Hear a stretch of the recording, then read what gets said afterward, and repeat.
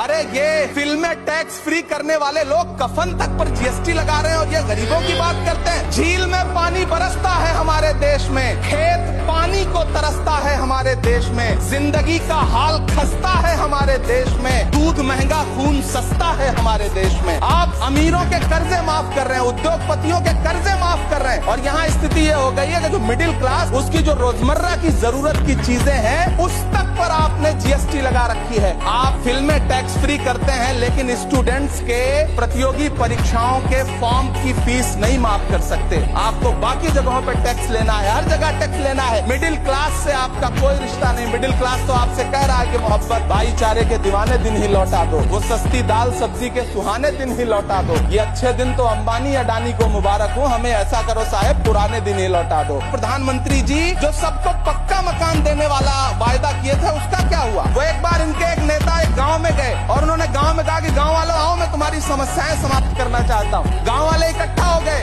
नेताजी ने गांव वालों से कहा बताओ तुम्हारी दो समस्याएं बताओ, मैं दोनों समस्याओं का यहीं पे समाधान करूंगा। तो गांव वालों ने कहा साहब हमारी पहली समस्या है कि हमारे यहाँ कोई हॉस्पिटल नहीं है। तो नेताजी ने मोबाइल निकाला, कहीं फोन मिलाया और मिला के फोन पे पता नहीं क्या कुछ कहा कि यहाँ गाँव में हॉस्पिटल नहीं है, हॉस्पिटल तुरंत यहाँ हॉस्पिटल चाहिए। गाँव वाले खुश हो गए कि 1 मिनट में यहाँ हॉस्पिटल आ रहा है। अगली समस्या के बारे में उन्होंने नेताजी ने गाँव वालों से कहा कि मैंने आपकी पहली समस्या समाप्त कर दी, दूसरी समस्या बताओ। तो गांव वालों ने कहा साहब इस गांव में कोई भी मोबाइल का नेटवर्क ही नहीं है। ये है इनके काम करने का तरीका, ये है झूठ बोलने का तरीका।